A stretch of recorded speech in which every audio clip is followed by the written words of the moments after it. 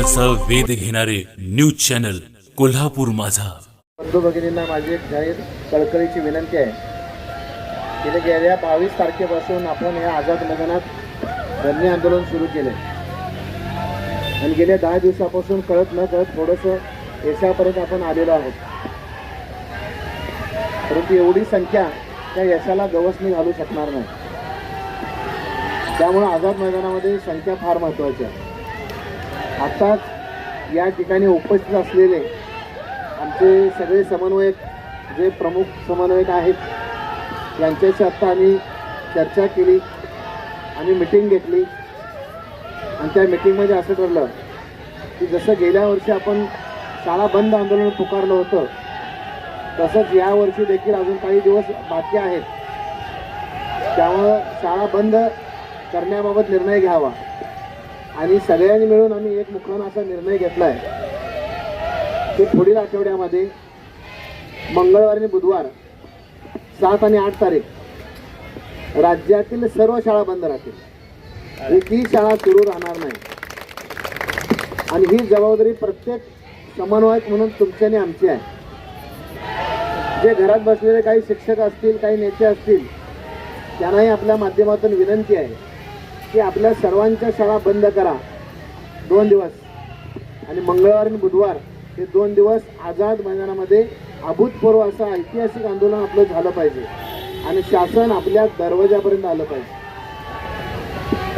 आपल्या प्रत्येक जिल्ह्यामध्ये विभागामध्ये प्रत्येक शिक्षकाची भूमिका अशी आहे की आम्ही एक पत्र तयार करतो, ते पत्र जिल्हाधिकाऱ्यांना द्या, उपसंचालकांना द्या, शिक्षणाधिकाऱ्यांना द्या, आपल्या संस्था चालकांना द्या आणि पूर्ण शाळा बंद ठेवा। कोणत्याही प्रकारची कारवाई झाली तर त्याला शिक्षक समन्वय संघ मजबूत आहे हे लक्षात घ्या।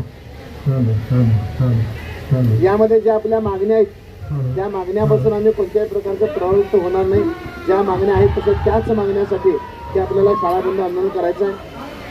आपल्या भागातील मंत्री असतील, आमदार असतील, खासदार असतील, सगळे शिक्षक आमदार असतील त्यांनाही याची कल्पना द्या आणि त्यांनाही सांगा की 7 आणि 8 2 दिवस तुम्ही सुद्धा या मैदानात आलो पाहिजे।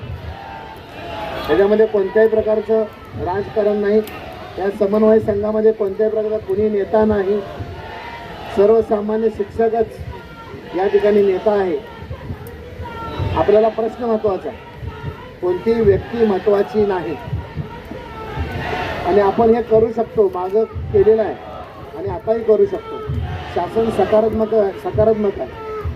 एकनाथ शिंदे साहेबांच्यावर 2-3 वेळा विषय गेला, देवेंद्र फडणवीस साहेब सुद्धा याबाबतीत सकारात्मक आहे। फक्त आपल्याला एकजुटीची आणि आपल्या सर्वांच्या विचारांची गरज आहे आणि सर्वांचा विचार एकत्र येऊन जर आपण एक मोठं आंदोलन केलं 2 दिवस तर निश्चित आपल्याला यश मिळेल असं मला वाटतंय।